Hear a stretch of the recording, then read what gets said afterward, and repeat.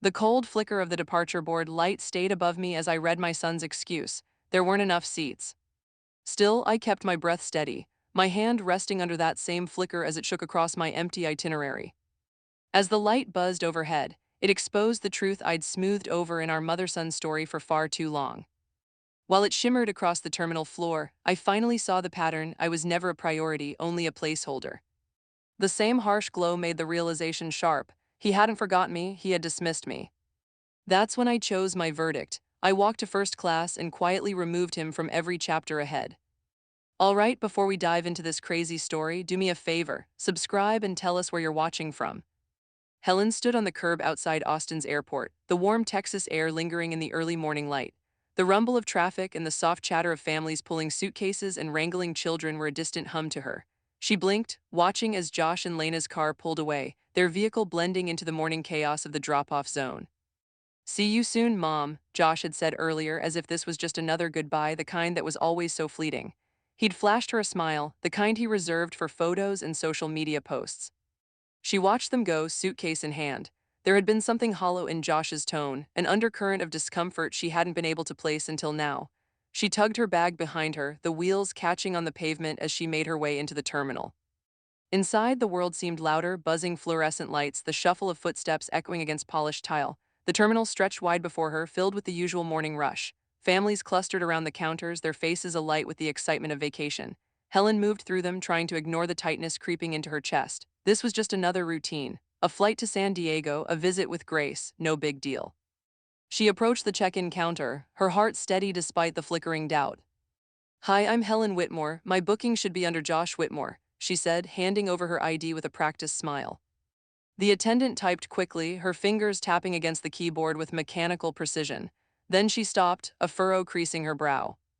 "I'm sorry, ma'am, but I don't see a booking under that name," she said, glancing up at Helen. "Are you sure it's for today?" Helen's smile faltered. She tried again, this time with more force. "It should be for today. I'm meeting my son and his family. Josh Whitmore, flight 402 to San Diego." The attendant typed a few more keys, then shook her head. "I'm afraid there's nothing here for you, ma'am." Helen's mind scrambled for an explanation. A mistake, a glitch, but no, this was too deliberate.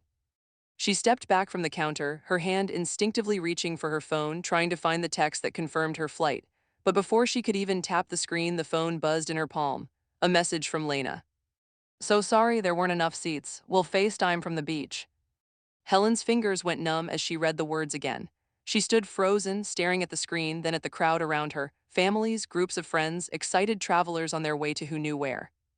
Her knees wobbled, and for a moment she thought she might collapse right there in the terminal. But then the words Lena had sent sank deeper. "We'll FaceTime from the beach." It was as though she could hear the casual indifference in Lena's tone, the way it was as if they'd been too busy to even consider her presence, too busy to notice what that rejection might cost. She glanced around, seeing everyone else hurriedly moving on with their plans, and for the first time in a long while she felt like an outsider, like she had never belonged here. Helen took a slow, deliberate breath, then another, steadying herself. She wasn't going to cry, not here, not now. She wasn't going to give them that satisfaction.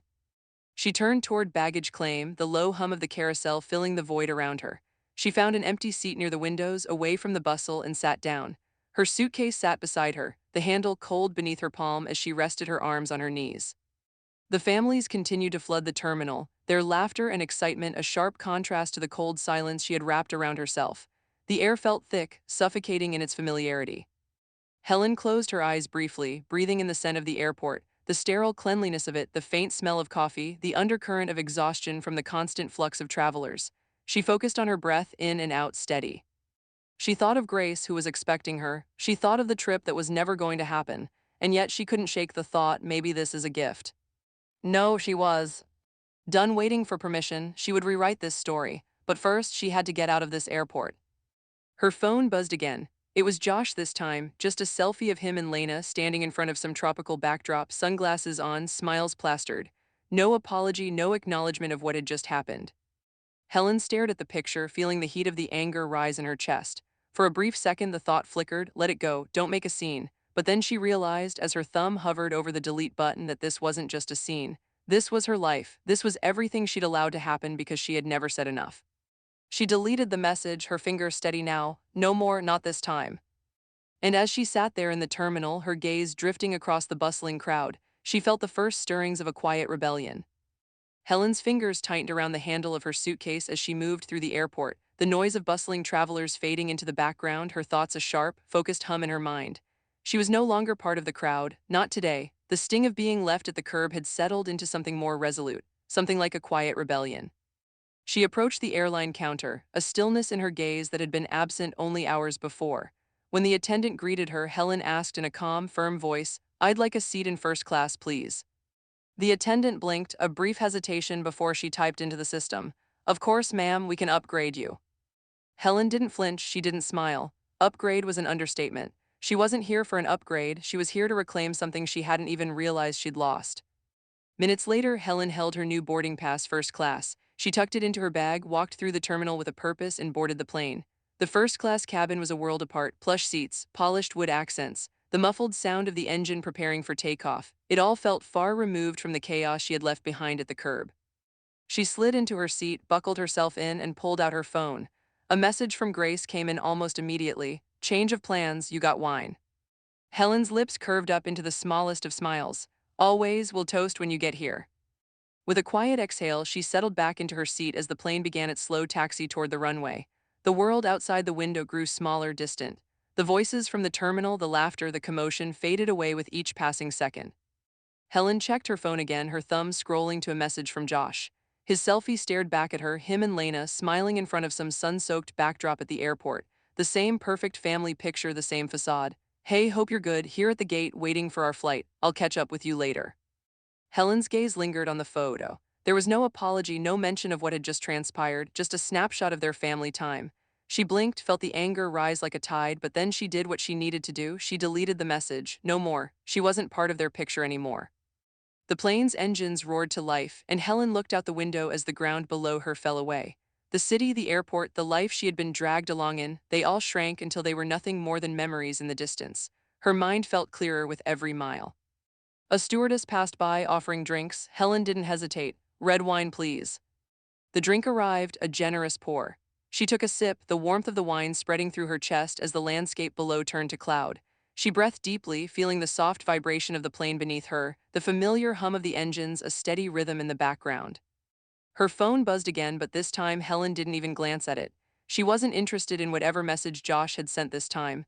The world was quieter up here, cleaner, as if she were floating in a space where nothing could touch her. Helen reached for her journal, flipping it open to the next blank page. She grabbed her pen, the words flowing freely now as if they had been waiting for this moment. "Left at curb, upgraded by choice." She paused, staring at the words for a moment before adding more. "No longer tethered to what was never mine to carry."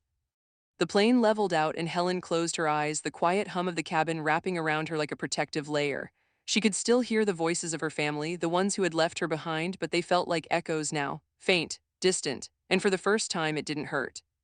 As the plane ascended higher, Helen knew she was untouchable now. The decisions she made from here on out wouldn't be shaped by anyone else's expectations. There was no going back to the life they had left her in. This flight, this moment was hers. Somewhere in the distance, she cooed. LD almost hear her own voice, soft and steady, whispering to the wind. This is the flight they never saw coming.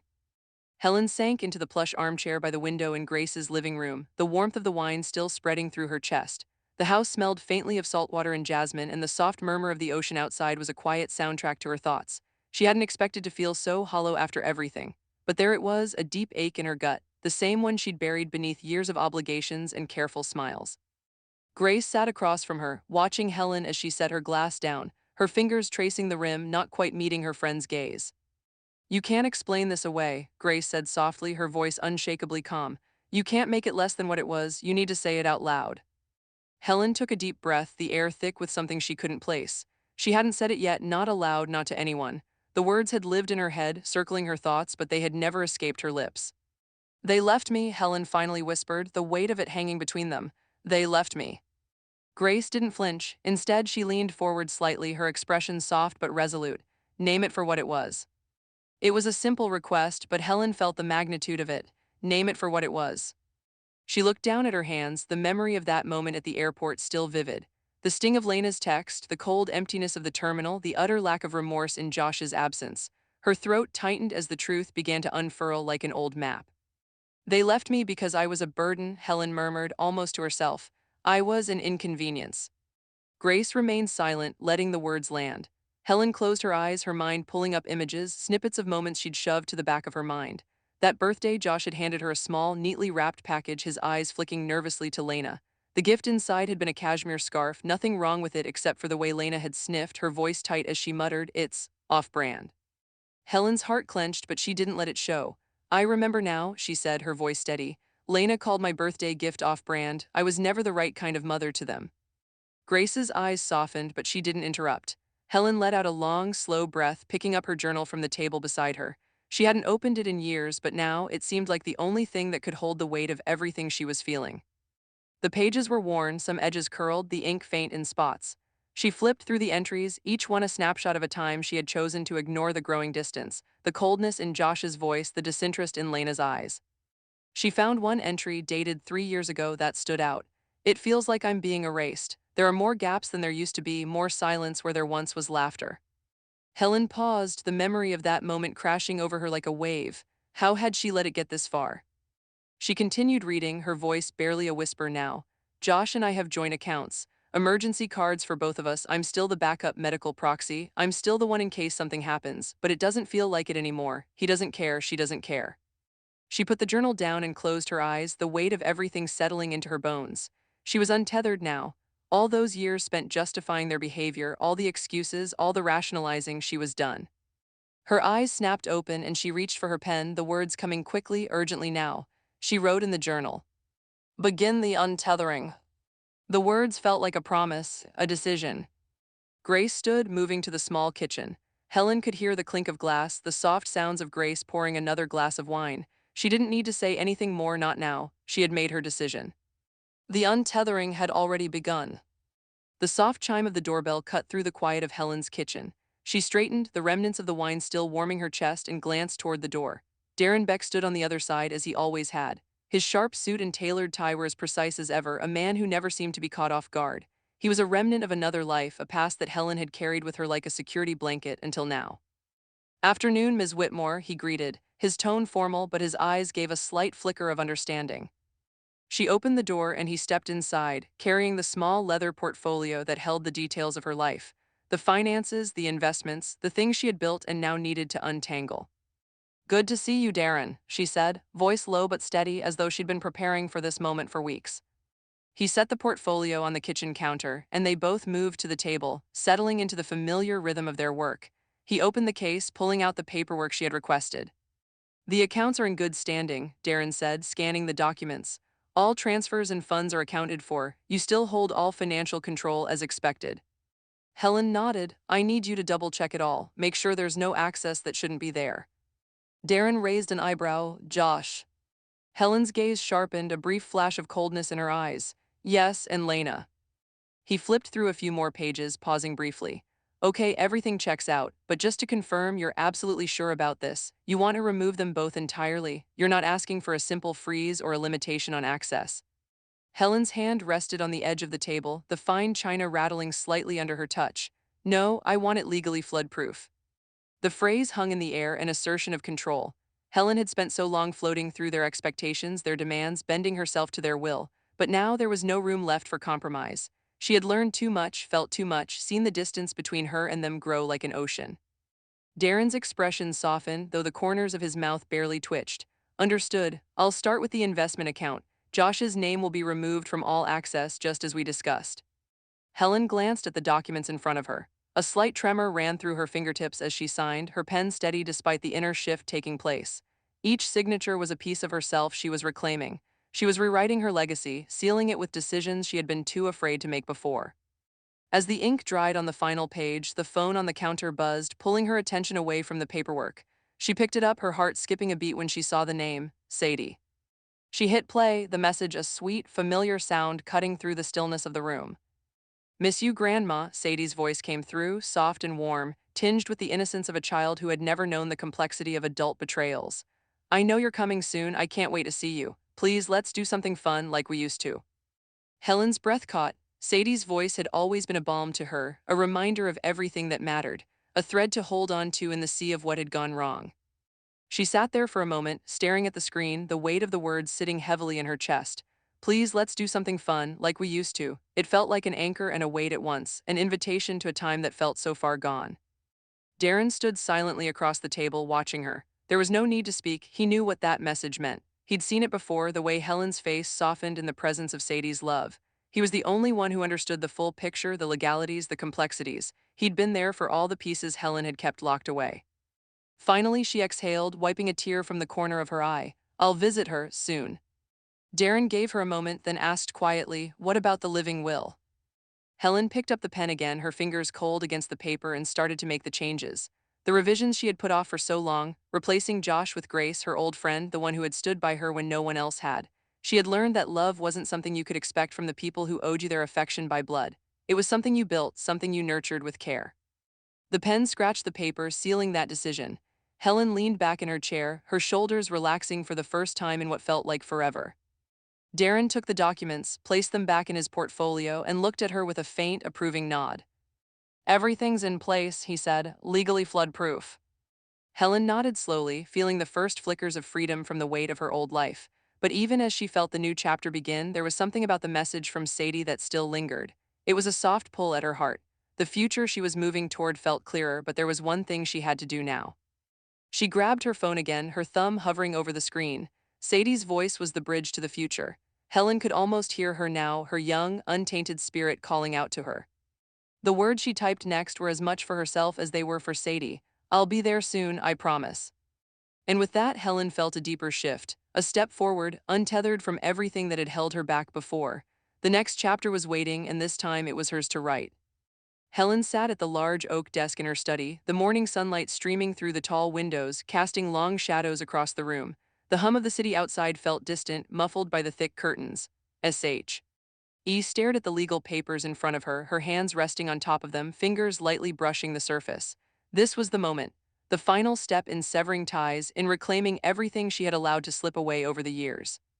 She opened the file, the weight of it pressing down on her chest. The will she'd drafted all those years ago was a document built on the hope of family, of love that was supposed to be unconditional. But now it felt like a relic of someone she no longer recognized, a woman who had clung to false hopes for too long. With a slow, deliberate motion, she picked up the pen, the weight of it familiar but different now. This was no longer a pen to sign away her future, but a tool to carve out a new one, a future where Josh and Lena had no say. The pen moved across the paper, the ink scratching softly as she wrote their names. Josh and Lena Whitmore crossed out. A wave of relief washed over her as if an invisible cord had been severed. She didn't have to explain it to anyone, not anymore. Not to Grace, not to anyone who might question why. This decision was hers and hers alone. She took a breath, her chest light with something she hadn't felt in years, freedom. Next, she turned to a new section of the will, one she had been preparing quietly for months. She began to write the terms of a living trust, something that would secure the future for the one person who had never let her down, Sadie. Sadie had always been the bridge between Helen and the world she had once known. Her innocent joy, her untainted view of the world, had kept Helen tethered to a hope she wasn't sure existed anymore. But that was about to change. Helen knew what she had to do. She wrote out the terms. This trust shall be locked until Sadie Whitmore turns 25 years of age. Sadie was too young to know the complexities of Helen's world, the betrayal that had led her here. She would inherit, but she would do so when she was old enough to understand what Helen was passing down, not just money, but a legacy.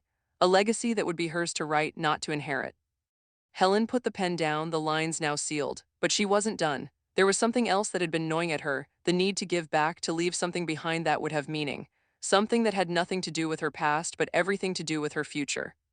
She reached for another document, and in a quiet act of defiance, she designated a local women's shelter as a partial beneficiary. A place where women could escape from the kind of lives that Helen had lived, the kind of emotional imprisonment that had kept her stuck for so long. That decision, more than any other, felt like a rebirth. As she finished signing the final page, her phone buzzed on the desk, the soft vibration cutting through the silence. She glanced at the screen. It was Lena. Need help with Sadie's tuition next fall. The message read, the words blunt, unfeeling. Helen felt the familiar pulse of anger rise in her chest, but this time there was no hesitation. She didn't even think about it, she just replied, talk to your husband. I no longer fund the ungrateful. The words hit her fingertips like a release valve, a final severing of the last thread that connected her to them. She had given so much for so long that it had become a habit, but now the habit was gone. There would be no more requests for money, no more expectations of her generosity, not when they had turned her away when she needed them most. She pressed the send button without a second thought, watching as the message disappeared into the ether. A small, fleeting sense of victory settled over her. It felt like reclaiming a part of herself that she had forgotten she even lost. Helen leaned back in her chair, the cool air from the open window brushing against her face. Outside, the world was moving on, oblivious to the quiet storm that had just unfolded inside this room. She didn't need their approval anymore. She didn't need their understanding. Her phone buzzed again, but this time it was not from Lena. It was a message from Grace. She opened it slowly, her heart pounding for a moment before she read the words. I got the papers, Helen. Everything's in place. You did it. You're free. Helen smiled, her fingers resting on the phone for a moment. Grace was the one constant, the one person who had never turned away, the one who understood the quiet victories, the small rebellions. As she set the phone down, her gaze shifted back to the papers in front of her. The legacy was renounced, the future secured, but there was one last thing she had to do. She stood up and walked over to the window, looking out at the skyline stretching before her. The world seemed bigger now, and yet, for the first time in years, it felt smaller. She could choose. She could rewrite the story from here. And somewhere deep inside, a voice whispered, "This is your future. It's your time now." Helen took one last, lingering look at the life she was leaving behind and turned away, her back straight and her heart lighter than it had been in years. The evening breeze tugged at Helen's hair as she sat on the patio of the restaurant overlooking the ocean. The sun had dipped low, casting long shadows across the water, and the sound of waves crashing against the shore was a soothing, rhythmic backdrop to the lively conversation at the table. Grace had insisted on bringing a few new friends, a couple who had recently moved to the area, and as they talked and laughed over the appetizers, Helen felt herself slowly sink into the moment, allowing herself to be present. It felt foreign at first, this ease, this sense of being untethered from everything that had weighed her down. The pressure of keeping up with Josh and Lena, of being the dutiful mother, the loving grandmother, those burdens were gone now. But still, her phone remained on the table in front of her, the soft glow of its screen drawing her attention. Helen had gotten used to silencing her thoughts when the phone buzzed, but tonight it was different. She reached for it without hesitation, the weight of the decision she'd made earlier still fresh but somehow lighter.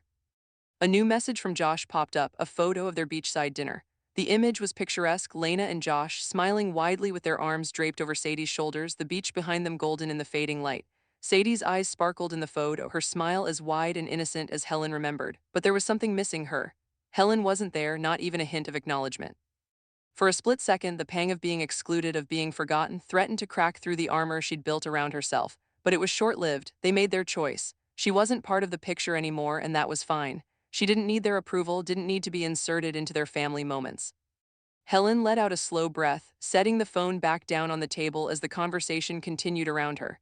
But just as she was about to refocus, the phone buzzed again, this time a message from Lena. Sadie's recital is next week. Wanna come? The question hung in the air, stark and empty. There was no apology, no acknowledgement of the empty space they'd created.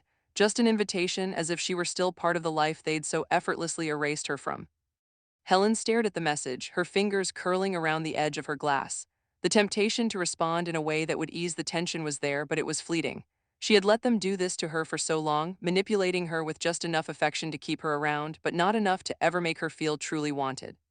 Her fingers hovered over the screen. Then, with a sense of finality, she typed her response. I wasn't invited to board, don't hand me baggage now. The words felt sharp, precise, cutting through the space that had been created between them. It wasn't just about the recital, it was about all the times they had used her as a convenience when it suited them. Helen wasn't a backup option anymore, not for Sadie's family moments, not for their expectations, not for their guilt. She hit send without a second thought, watching as the message disappeared into the void, feeling a small, satisfying sense of closure. The conversation at the table around her swirled on, and Helen let it all fade into the background as she pulled her journal from her bag. The quiet rhythm of the waves, the laughter of new friends, and the soft thrum of the restaurant's music became a gentle soundtrack as she flipped open the worn pages. Her pen hovered over the page. The familiar weight of it felt right in her hand. She had to mark this moment. She had to remind herself of who she was now, what she was no longer willing to accept. No longer applying for roles in other people's theater, she wrote, the ink flowing smoothly. She paused, staring at the words for a moment as the warmth of the evening filled her. This was it. No more pretending. No more stepping into spaces that weren't hers to fill. She didn't need their narrative anymore. She had her own story to tell, and it was unfolding in the spaces between the lines she was now writing. As she closed the journal, the weight of it in her hands felt like a quiet victory. She looked around at the people gathered at the table, Grace and the others, all so effortlessly present in their own lives, and she realized for the first time in years that she was exactly where she needed to be. Outside, the ocean stretched far and wide, a vast, endless expanse. It was a reminder of what she had left behind and what lay ahead. Helen had crossed an ocean, and now the only thing left to do was decide how far she was willing to go. As the evening wore on, the sound of waves crashing gently against the shore filled her thoughts. Her phone buzzed again, another message from Lena. But Helen didn't reach for it. Instead, she tucked her journal under her arm, her mind clear. She wasn't waiting for anyone to write her story anymore. This time, she was writing her own. Helen sat at her kitchen table, the early morning light streaming through the windows, casting long shadows across the wood. The quiet hum of the world outside was a muted background to the steady rhythm of her thoughts. Her hands, calm and precise, slid through the papers in front of her, her estate binder, a life's work compiled in neat folders and files. Today, it would be more than just a record, it would be a declaration. Her phone buzzed, pulling her attention to the screen. It was a message from Josh linking to his latest blog post titled Honoring Parents. Helen felt her stomach twist, the title alone feeling like a slap. She clicked the link, her eyes scanning the words, reading how Josh spoke of love, gratitude, and respect. The words were so carefully constructed, so convincing that for a second she almost doubted herself. Did I imagine it? But no, his words, his life, his image, everything he crafted was a lie, a mask he wore to the world, covering the cold reality of his actions. Her pen found the blog post, highlighting the lies as she read them, grateful for every sacrifice. Highlighted, always supported. Highlighted, family means everything. Highlighted. She circled each phrase, her red pen scratching through the falseness of it all. A sharp breath escaped her. She closed the binder, the weight of it settling on her chest. The lies had taken root for too long, but not anymore. She had sealed them in the binder, safely tucked away far from her life. Helen's thoughts turned to the next decision. She opened a new account, one she'd been planning for months. Joy only. It was a savings account, a place to put money aside for herself, a fund for trips, for moments of freedom, for things that didn't revolve around duty or expectation. She smiled faintly as she deposited the first sum, imagining the freedom it would bring. It wasn't much, but it was enough to feel like a reclaiming. The phone buzzed again. This time it was Grace, urging her to consider telling her story. Publish it anonymously, Grace had suggested. Your truth needs to be heard. Helen stared at the message for a long moment. Could she expose the years of manipulation, the quiet betrayal? A part of her hesitated, but something in her stirred, something that had been sleeping for far too long. But before she could respond, another message came through, this time from Sadie. Her heart tightened as she read it. I think they're not telling me the truth. You're not the person they say you are. I know something's wrong, Grandma. I miss you. Helen felt tears well up in her eyes. Sadie had always seen through the layers, always understood more than anyone gave her credit for, and now she was asking questions. Helen's fingers hovered over her phone, then she typed quickly, ask questions, keep asking. She folded the message, sealing it in her heart. It was time for the truth, and this time it would be Sadie who would decide what came next.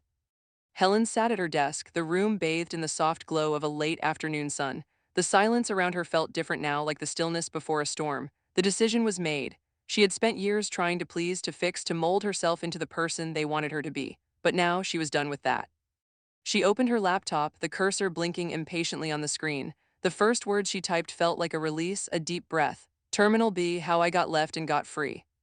The title came to her easily, as if it had always been there, waiting for the right moment to surface. The story of her abandonment at the airport, the way Josh and Lena had dropped her off like a forgotten bag, would be the heart of it. But it wasn't just about the betrayal. It was about reclaiming herself, about finding freedom in the places she had once been caged. She began to type, the words flowing quickly at first, a rawness she hadn't expected spilling onto the page. It started with a goodbye, a polite one, but the silence that followed was deafening. She paused, thinking about how it had felt, standing there in the terminal, the realization sinking in that she wasn't just forgotten but dismissed.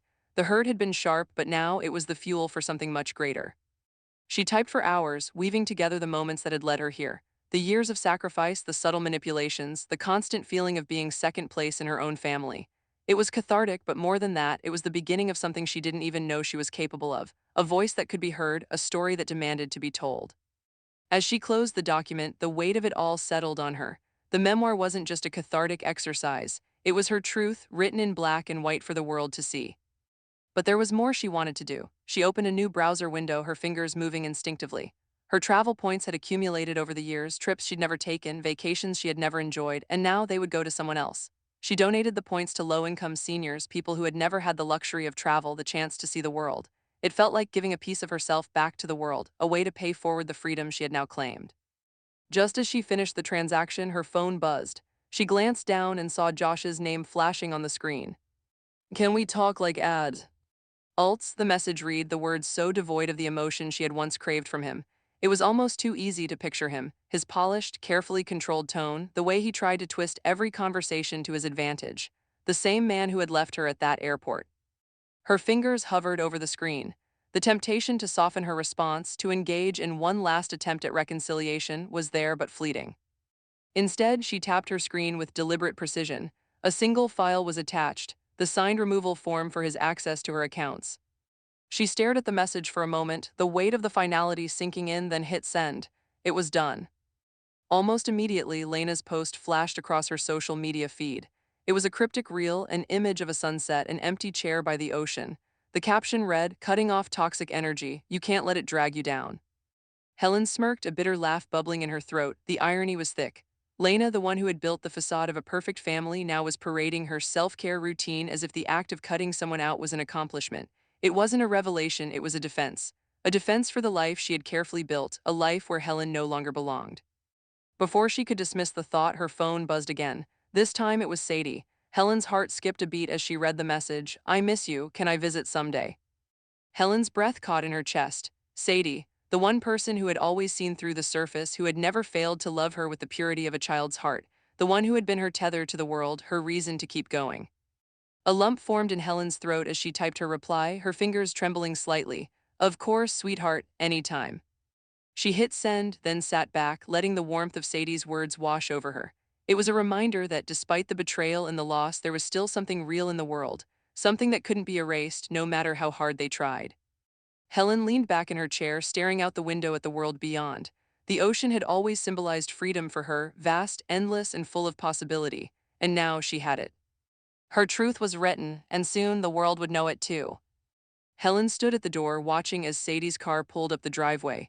It felt like everything had led to this moment, the moment when the silence could finally be broken. As Sadie stepped out, her face a mixture of uncertainty and determination, Helen felt her heart swell. They embraced without hesitation. Sadie wasn't the little girl Helen had known, but the connection between them was still there, stronger than any years of distance. They stepped inside, and without a word, Helen grabbed a journal she'd kept hidden for so long. Together, they walked down the familiar path to the beach, the waves gently crashing at their feet. No phones, no distractions, just them. Helen started, her voice steady. "Josh used to be different, full of life, he wanted to make people happy." She paused, her gaze lost in the horizon. But over time, he changed, and when Lena came into the picture, it only pushed him further away. Sadie listened intently, her eyes soft but understanding. "He never talks about your side. Now I know why," she said quietly. The words landed between them like a weight but not a burden. Helen's heart ached, but it was also full of something else, a sense of relief. Sadie saw it now, the truth. They continued walking, their conversation flowing easily. Helen led Sadie to the small tree she'd planted in the garden weeks ago, a symbol of renewal. Kneeling, they both pressed their hands into the soil, planting it deeper. "For what we carry forward," Helen whispered. Sadie nodded, her voice steady as she repeated, "For what we carry forward." As they sat watching the sun dip lower in the sky, Helen felt the years of hurt and confusion begin to settle. She had no need to explain further. Sadie understood. Back inside, Helen's phone buzzed. A message from Grace: "I've set up your digital safe, all your files, letters, legal forms secure."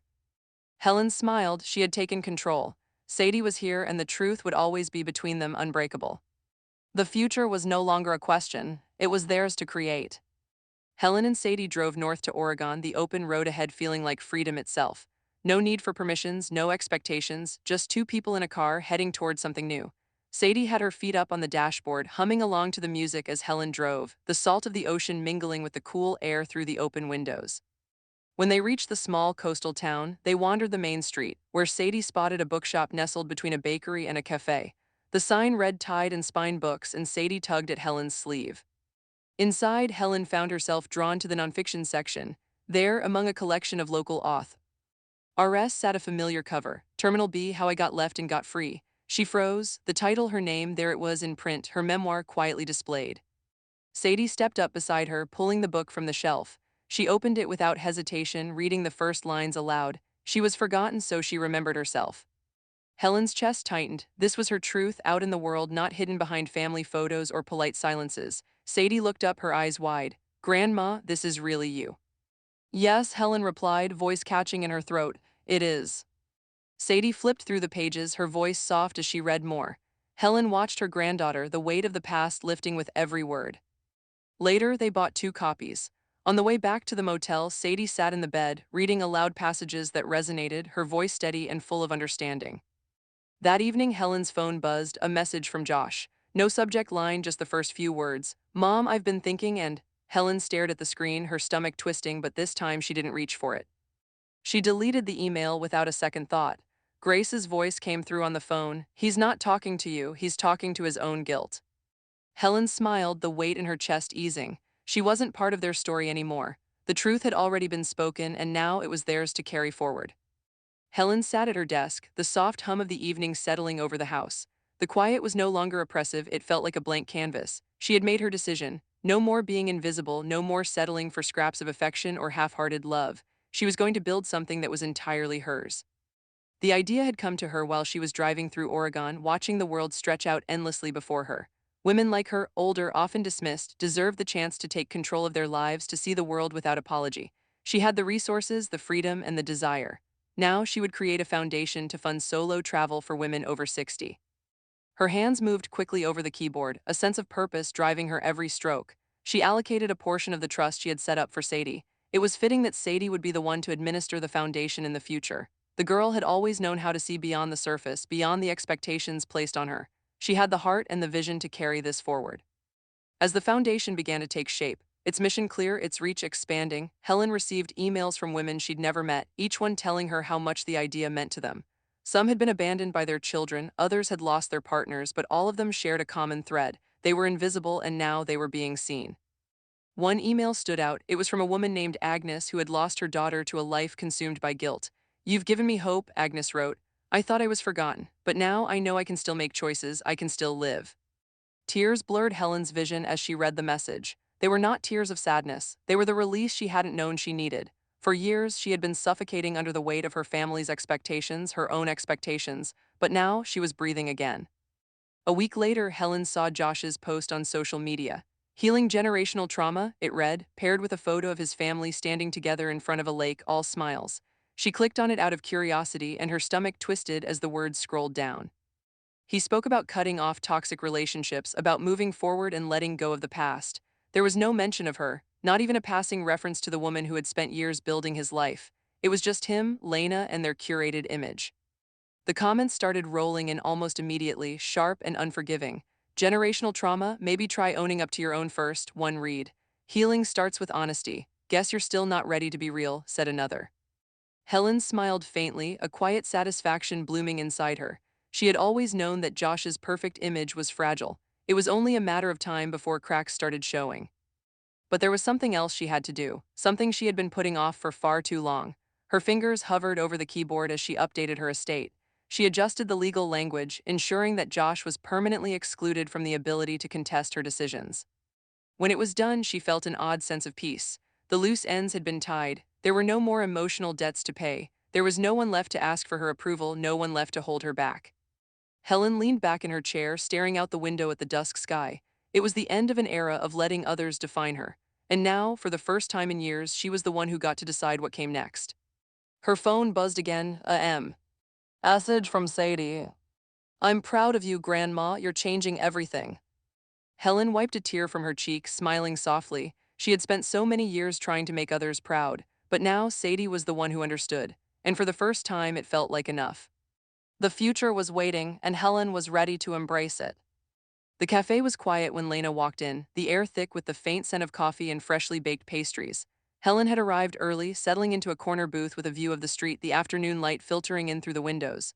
She had been prepared for this meeting, or at least she thought she had. But as she watched Lena approach, a part of her still tightened at the thought of what was about to unfold. Lena looked out of place here, her carefully chosen, understated elegance at odds with the low-key atmosphere of the cafe. She walked toward the table, her steps hesitant, almost as if she wasn't sure she belonged. Helen didn't rise to greet her. She just watched, her fingers wrapped around the coffee cup, the steam curling up lazily. Lena sat down across from her, her eyes flickering briefly toward Helen before she dropped her gaze to the table. She cleared her throat, a nervous habit Helen had come to associate with her. I'm sorry, Lena said, the words coming out in a rush then trailing off. She looked up, meeting Helen's gaze for the first time, but there was no warmth in her eyes, only the hint of discomfort, the tension between them still too thick to cross. Helen said nothing. She just waited, letting the silence stretch between them like a rope pulling taut. I never meant for things to get this way, Lena continued, her voice faltering as she spoke. It wasn't supposed to go like this. She stopped, her eyes flickering toward Helen, but her face didn't soften. Instead, her lips pressed tight as if she was more focused on the words than the meaning behind them. Helen leaned back in her seat, watching her, waiting. Lena wasn't used to this kind of silence. It wasn't the reaction she'd been expecting. Finally, Lena's voice softened. I thought it would be easier if you were just more understanding. We didn't know how to include you anymore, and Helen slid a piece of paper across the table, cutting her off. It was a printed itinerary, neatly folded and crisp with the weight of a plan. Lena stared at it, then back at Helen, confusion flickering on her face. It was her travel schedule, Helen's new life, the one she'd built for herself. Every moment accounted for: a week in Paris, a month in Italy, an excursion through the Scottish Highlands. No add-ons, no space for interruptions, the life she had always wanted, and finally the one she would live. Lena's fingers brushed the edge of the paper, her gaze drifting back to Helen. Her expression shifted, confusion deepening into something that looked like realization, like the piece she hadn't understood was suddenly falling into place. I thought, Lena started, her voice cracking slightly, I thought you were just upset, but you really are gone, aren't you? Helen didn't respond immediately. She took a slow sip from her coffee, letting the quiet stretch, the finality of the moment sitting like a weight between them. Lena shifted, her voice trembling now. Will Sadie be safe with you? The question hung in the air, sharp and heavy. Helen placed the cup back on the table, her gaze steady. Sadie will be safest where people don't measure her by convenience, she said quietly. Lena's face fell, her fingers trembling around the edge of the coffee cup in front of her. She opened her mouth as if to say something more but closed it again, the words slipping away before they could form. There was no more fight left in her, not in this moment. She had asked, and the answer had already been given. Helen stood, slipping her coat on without a glance at Lena. She had said all that needed to be said. I'm done here, Helen said, her voice calm but firm. The rest is on you. She turned, the doorbell chiming softly behind her as she stepped into the crisp afternoon air. The weight that had been sitting in her chest for so long had finally been lifted. There was no more room for the past in her life, only the future. And it was hers to shape now. Helen sat in the quiet of her new cottage by the sea, the waves crashing softly against the rocks outside. It felt like the world had opened up to her in a way she hadn't expected. The house, small and weathered, was exactly what she'd been searching for: a place to breathe, a place to start fresh. Her phone buzzed again. It was Josh. The message read, "Why did you turn her against us?" She didn't flinch, the words were familiar, but the power they once held had faded. Helen stared at the screen for a moment, her fingers hovering over the keyboard. The impulse to respond with every emotion she'd bottled up for years was there, but she didn't. Instead, she typed, "You did that the moment you chose extra legroom over bloodline." She hit send, then set the phone down, feeling the weight of the past finally lift. She wasn't waiting for an apology. She wasn't waiting for anything anymore. Her thoughts turned to the letter she'd written to Sadie, which she'd never sent. It didn't need to go anywhere. Sadie already knew, she always had. The estate had been finalized. Darren had made sure everything was airtight. The trust for Sadie, the foundation Helen had created for women over 60 to travel solo, it was all in place. It was hers to guide, hers to administer. And someday, Sadie would take the reins. Helen had spent a lifetime putting others first, holding onto relationships that were never meant to last. But now, for the first time, she could look forward without looking back. The family reunion invitation had come a few days ago, but she'd declined. There was nothing left for her there. The people who mattered had already shown up, and they didn't need a reunion to prove that. As Helen sat on the porch, the sea breeze cool against her skin, she felt an overwhelming sense of peace. The past was gone, and in its place was something new, something she had built for herself. Her future, like the horizon in front of her, was wide open. And this time, she wasn't waiting for anyone to tell her what to do. Helen walked through the quiet forest trail, the air crisp with the scent of pine and earth. The path was soft beneath her boots, the world around her still, save for the occasional rustle of leaves. She had always found peace in places like this, away from the noise, the expectations. The forest had a way of grounding her, reminding her that she was a part of something larger, something timeless. Her thoughts wandered to the women she had helped through her travel foundation, the ones who, like her, had found themselves standing at a crossroads. Each of them had a story of loss, of survival, of being overlooked. But they had found a way out, and Helen had given them the key to unlock their own freedom. She smiled as she remembered the women she'd met on that trail a few weeks ago. They had been at different stages of their journeys. Some had just begun, others were deep into the process of rebuilding their lives. But all of them shared a common thread. They were learning how to live for themselves. One of the women had looked at Helen with gratitude, saying, "You made us believe we still have time to choose." Helen had watched as the woman walked away, shoulders lighter, the burden she carried now shared among others. Later, Sadie had come to visit, her hands clutching a sketchbook filled with drawings. She handed it to Helen without saying a word. The pages were filled with landscapes and portraits, sketches from their travels, from moments they'd shared. As Helen turned the pages, she found one of herself, standing at the edge of the sea, looking out toward the horizon. "I drew this for you," Sadie said, her voice full of quiet admiration. "You've given me more than college, you've given me clarity." Helen's heart tightened. She had spent so many years wondering if her life had meant anything. And now here was Sadie, her granddaughter, showing her the truth. She had made a difference. A few weeks later, Helen was teaching a class at the community center, her voice steady as she spoke to a group of women about reclaiming their narratives. It wasn't about escaping their pasts, but about creating space for a future that was entirely their own. She told them, "It's not just about stepping away from what you've been, it's about becoming what you've always wanted to be." After class, a young journalist approached her. "Helen, your story is incredible. Would you be willing to share it for an article?" Helen thought for a moment. The world didn't need her name, it needed her message. "I'll do it," she said, "but under one condition, no names. This is not about me. It's about showing others they can choose." That evening by the shore, Helen lit a candle by the ocean. The soft glow flickered against the darkening sky as the waves lapped gently at the sand. It was for the girl who had been left behind, the one who had waited for permission. She closed her eyes, feeling the warmth of the flame in her chest. For the first time, she felt truly free. Helen sat at her small desk, the journal in front of her open to its final page. The soft evening light filtered through the window, casting a warm glow over the room. She had written everything that needed to be said, but this last entry felt like the true conclusion of her story, her declaration of freedom. She picked up the pen and wrote, "I left once, I never went back."